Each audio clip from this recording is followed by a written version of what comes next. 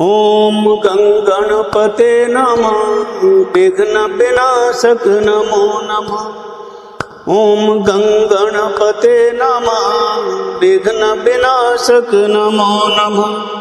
विघ्न विनाशक नमो नमः। विघ्न विनाशक नमो नमः। महिमा तेरी गाऊं मैं, मोदक लड्डू चढ़ाऊं मैं। ओम गंगणपते नमः विघ्न विनाशक नमो नमः। ओम गंगणपते नमः विघ्न विनाशक नमो नमः। विघ्न विनाशक नमो नमः। नमो नमः। ओम नमः शिवाय। हर हर महादेव। हर हर महादेव। हर हर महादेव। हर हर महादेव। हर हर महादेव।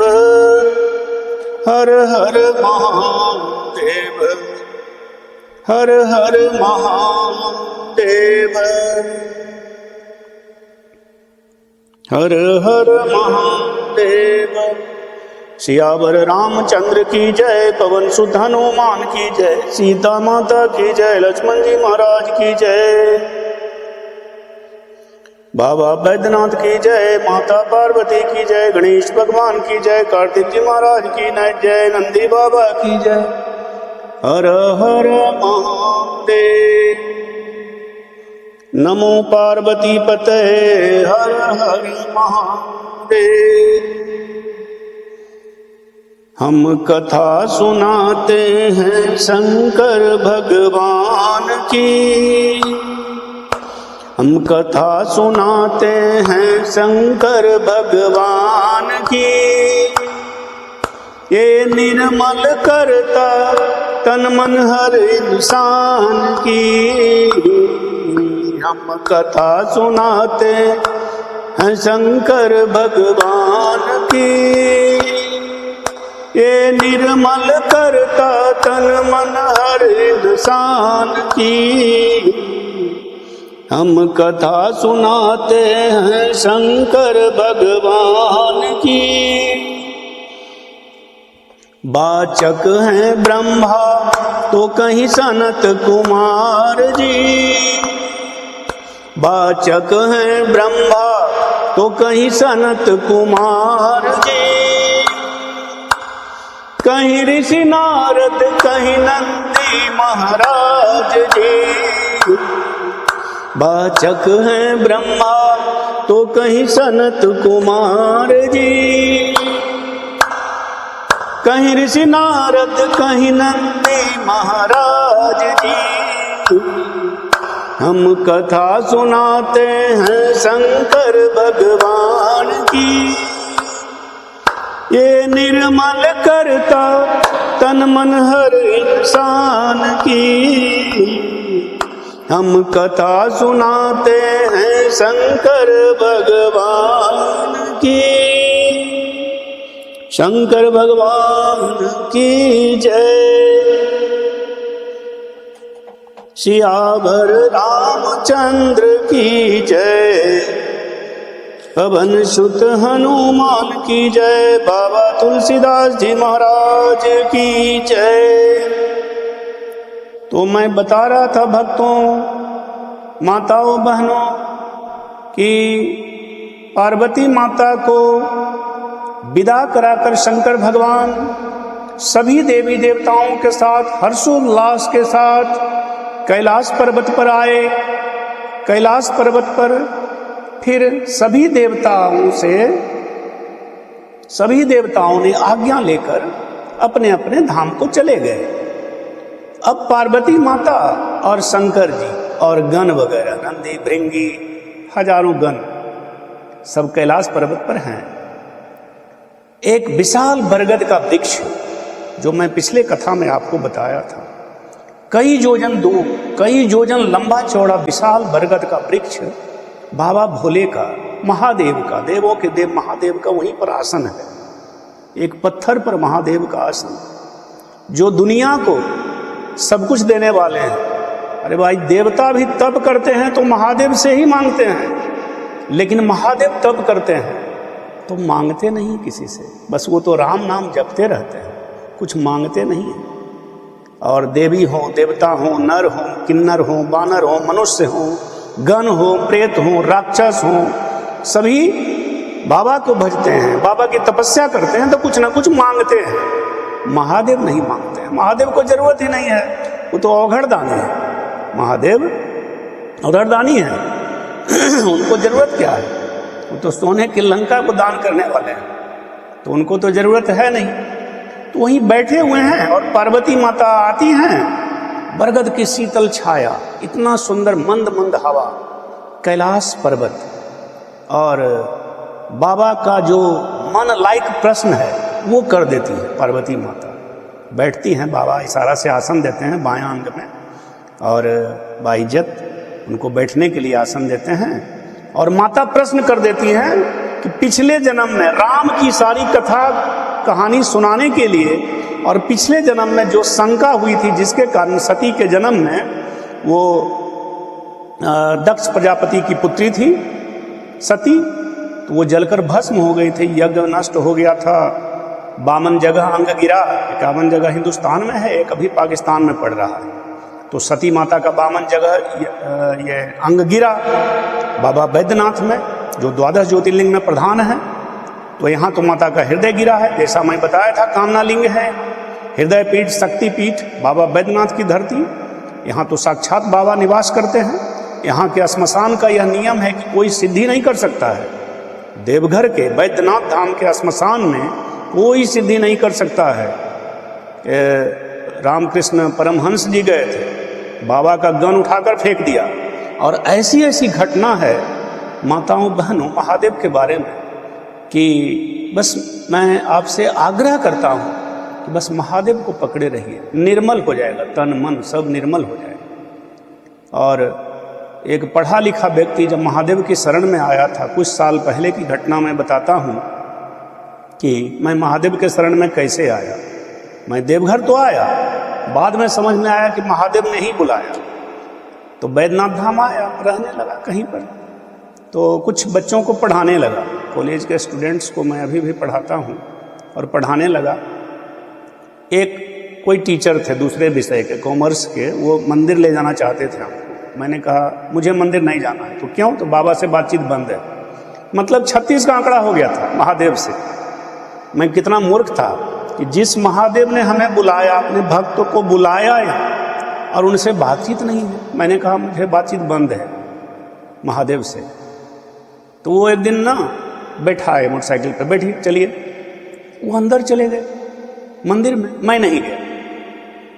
तो 10 मिनट 15 मिनट हुआ तो मैं लौट गया, तो उनको देर हो गई, मैं मंदिर से लौट गया। ऐसी घटना हुई कि क्या कहें, मैं महादेव पर आज समर्पित कर दिया हूँ अपने आप को। तो मैं बैक होने लगा मंदिर से। अब जैसे ही वहां से मैं बैक हुआ पीछे, इतनी गलियां हैं देवघर में कि मुझे मालूम नहीं, अभी तक मालूम नहीं। मैं 15-16 सालों से हूँ देवघर में, बाबा बैद्यनाथ ने शरण दिया है, लेकिन मुझे अभी भी मालूम नहीं है। तो मैं जैसे ही पीछे लौटा कि जितना दुकान वाला है, पेड़ा बेचने वाला, प्रसाद बेचने वाला, सभी लगता था गिरुआ वस्त्र पहने हुए हैं, बड़ा बड़ा बाल, जटाएं, बड़ी बड़ी दाढ़ी, रुद्राक्ष का माला पहने हुए, सब गिरुआ में नजर आता था। दूसरी गली में घुसा हूं, वहां भी जो बेचने वाला है, पेड़ा बेच रहा है, कोई तौल रहा है, सब गिरुआ वस्त्र में नजर आता था। बड़ी बड़ी जटाएं, बड़ा बड़ा रुद्राक्ष का माला धारण किए हुए। तो बाबा बैद्यनाथ की ऐसी महिमा है कि मैं लौटने लगा, मंदिर से चला, लौटने लगा, जहां देख रहा हूं गिरुआ वस्त्र पहने हुए। रिक्शा वाला रिक्शा पकड़े हुए है, लेकिन गिरुआ वस्त्र पहने हुए हैं, ऊपर नीचे गिरुआ, बड़ा बड़ा बाल, बड़ी बड़ी दाढ़ी, रुद्राक्ष का माला। जिधर जा रहा हूं वही दिख रहा है। टोटल दुकानदार जो दूसरा चीज बेच रहा है वो भी गिरुए में नजर आ रहा है। मतलब कभी इस गली से, कभी उस गली से, कभी उधर कभी इधर, मतलब लगा ना कि पागल हो जाऊं। सभी गेरुआ पहने ही नजर आता था, और बड़ी बड़ी दाढ़ी, बड़ा बड़ा बाल, जटाएं और रुद्राक्ष का माला। मतलब एक भी आदमी जो चलने वाला है वैसे नहीं नजर आता। और मुझे उतना आइडिया था नहीं देवघर का, टावर केवल मालूम था, टावर जाना। पूरा परेशान हो गया 15-20 मिनट। उसके बाद परेशान होकर किसी से पूछता हूं कि टावर, तो ऐसे इशारा से बताता है। टावर एक पास में खड़ा था, इशारा से बताया टावर। फिर मैं तुरंत बैक हुआ, किसी से पूछा कि बाबा मंदिर, तो पूछता है कौन गेट। मुझे तो मालूम नहीं कौन गेट। हम बोले कोई भी गेट जो नज़दीक पड़े। तो बोला इस गली से चले जाइए। उधर गली से गए। फिर आगे किसी से पूछे कि बाबा मंदिर का गेट, तो बोला आगे गेट है। बोले कौन गेट है? बोला सिंह द्वार। बोले अच्छा अच्छा सिंह द्वार। वहाँ एक पेड़ा के दुकान के पास नियम है, जूता वहीं पे रख दिया, मैं हाथ धोया, फिर अंदर गया, पैर और धोया, सिंह द्वार से अंदर करके जाकर पैर और हाथ धोया बढ़िया से। और यहाँ पे बाबा मंदिर में मैं बताना चाहूँगा कि 5 मंदिर जो बना हुआ है विश्वकर्मा जी ने बनाया था मय दानव के द्वारा। रावण उसमें पंचशूल स्थापित किया है। विश्व के कोई मंदिर में पंचशूल नहीं है, त्रिशूल है, लेकिन यहाँ पंचशूल है। और अंदर जो गर्भगृह है तो पंचशूल ऊपर है, और मंदिर का जो खो होता है, जो ऊपर जाते हैं ना, उसमें जो है मणि को सेट किया था रावण। मणि, कई बार सर्प भी देखा गया ऊपर, पंचशूल के ऊपर। तो उस मणि में उसके बाद चांदनी लगा हुआ गर्भगृह में, कभी आप आएंगे तो देखेंगे। तो मणि से कहा जाता है कि बाबा बैद्यनाथ का जो शिवलिंग है उस पर जल टपकता है मणि से, रात भर में 1 बूंद टपकता है। और श्रृंगार के बारे में बताऊंगा कि कैसे महादेव का श्रृंगार होता है यहाँ पे। तो वो मणि उसमें स्थापित है। ऐसा कई लोग उसमें देखने का प्रयास किया, लेकिन कई घटनाएं हो गई। तो मैं वही बाबा के पंचशूल को प्रणाम किया। और पंचशूल की भक्तों बता दूं कि ऐसी महिमा है कि जो रोज नित्य बाबा के पंचशूल का दर्शन करेगा वो भूखा नहीं रह सकता है। पूरे देवघर के लोग, जो भी व्यवसायी लोग हैं, जो भी लोकल लोग हैं, देवघर में रहते हैं, तो मॉर्निंग वॉक करते करते जाते हैं। और कम से कम पश्चिम द्वार है, पश्चिम द्वार से एकदम सीधे दिखेगा पंचशूल। अंदर नहीं भी जाना चाहते हैं तो पश्चिम द्वार का गली है और वहीं से पंचशूल दिखता है, और लोग प्रणाम करके वापस आते हैं। ये महिमा बाबा की है। और भी कई महिमा।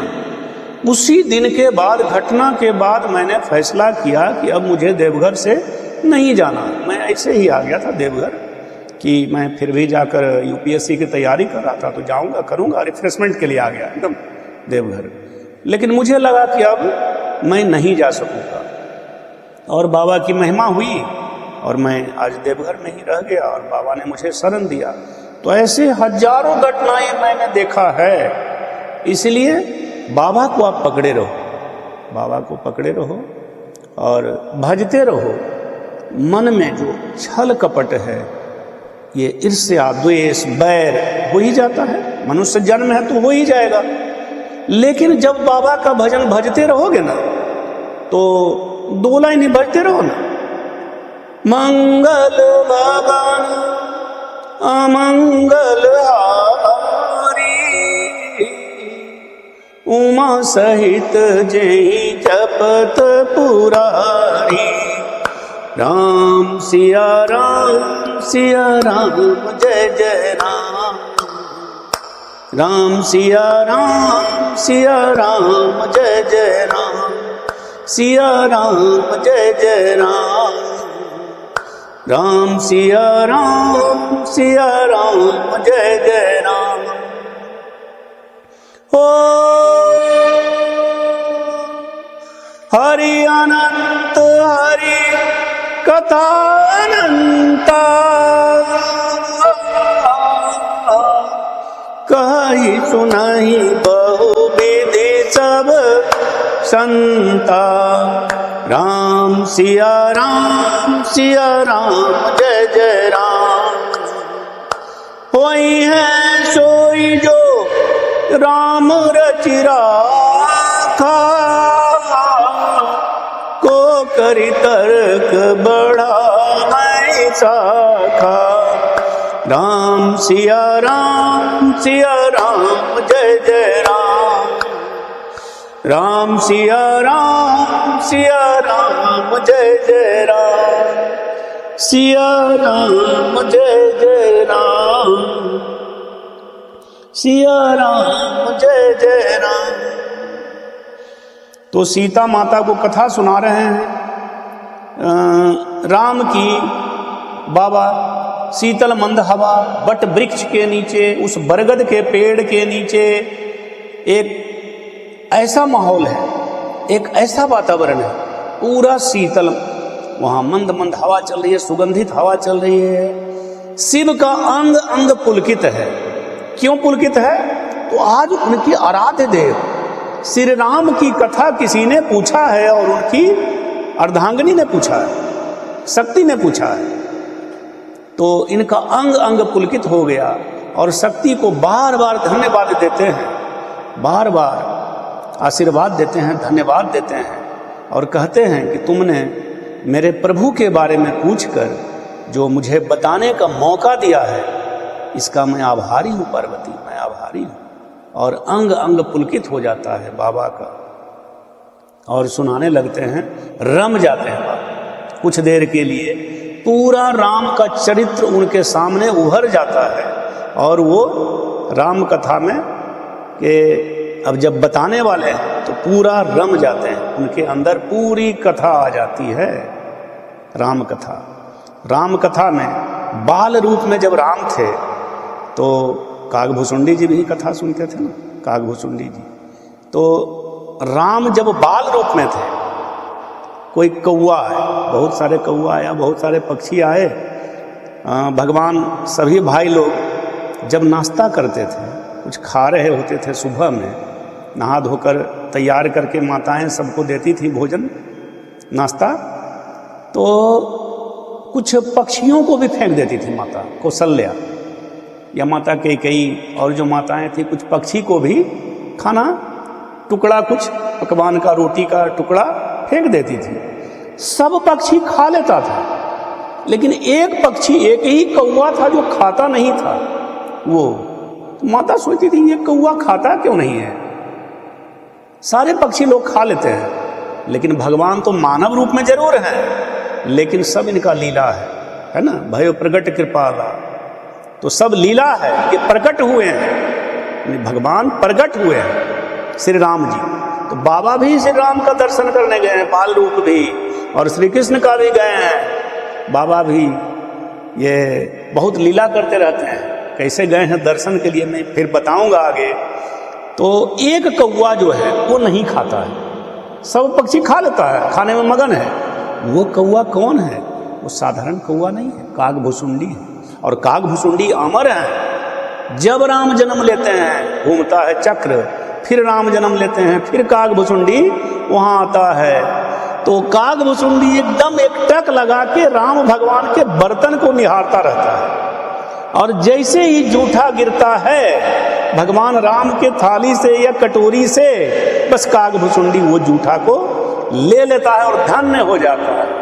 इतना खुश हो जाता है और मन में सोचता है कि मेरा जन्म जन्म तर गया। भगवान का जूठन खाने के लिए ही वो इंतजार करता रहता है, और पूरा इंतजार करता है कि फिर भगवान जन्म लेने, जैसे लोक छोड़कर पृथ्वी लोक में आए, भगवान का जो लीला था, सारी रचना जो थी, जो करना था उन्होंने किया, और फिर चले गए, अपने लोक चले गए। फिर अगला जन्म लेंगे मनुष्य के रूप में, फिर कागभुसुंडी, कागभुसुंडी तो अमर है, उनको अमरता का वरदान है।